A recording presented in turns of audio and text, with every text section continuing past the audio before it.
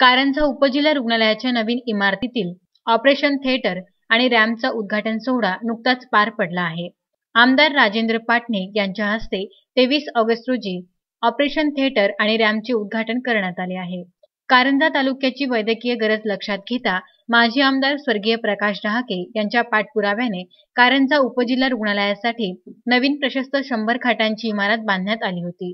गेल्या कित्येक महिन्यांपासून इमारतीतील शस्त्रक्रिया विभाग आणि रुग्णालय ऑपरेशन थिएटरपर्यंत नेण्यासाठी आवश्यक असणाऱ्या रॅम्पचे काम सुरू होते.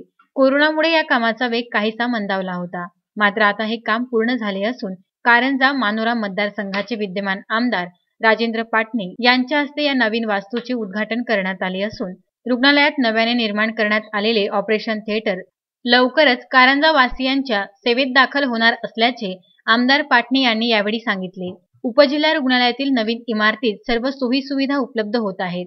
अशावेळी उपजिल्हा रुग्णालयाचा कारभार जुन्या इमारतीतून सर्व सोयींनी अद्ययावत असलेल्या नव्या इमारतीत केव्हा स्थानांतरित होणार याकडे कारंजाकरांचे लक्ष लागलेले आहे. आज कारंजा येथे एक अद्ययावत असं ऑपरेशन थिएटर, त्याचप्रमाणे डोळ्याच्या ऑपरेशनची जागा आणि आपला रॅम्प जो पेशंटला वरती नेण्यासाठी आवश्यक होता आणि तो झाला नव्हता म्हणून ऑपरेशन थिएटर सुरू होऊ शकत नव्हतं. तर सर्व गोष्टी उपलब्ध झालेल्या आहेत. आज हा कार्यक्रम इथं पार पडला. सर्व डॉक्टर्स आज जवळजवळ आपल्याकडे आहेत. जे उपलब्ध नाहीत ते सुद्धा आपण 8-15 दिवसात उपलब्ध करून घेऊ. या निमित्तानं माझी सर्व कारंजेकरांनाही विनंती राहील की व्हॅक्सिनेशनमध्ये सुद्धा आपण मोठ्या प्रमाणावर भाग घ्यावा. यावेळी जिल्हा शल्य चिकित्सक डॉक्टर मधुकर राठोड, तहसीलदार धीरज मांजरे, कारंजा उपजिल्हा रुग्णालयाचे वैद्यकीय अधीक्षक doctor Bhausaheb Lahane, doctor Adhav, doctor Chavan यांच्यासह उपजिल्हा रुग्णालयातील सर्व परिचारिका, कर्मचारी उपस्थित होते.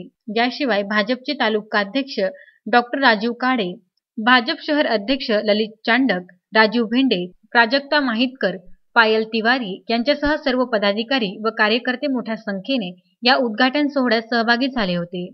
कारंजा येथून विदर्भ न्यूज करिता अक्षय लोटेसह अजिंक्य जवडेकर यांचा वृत्तांत.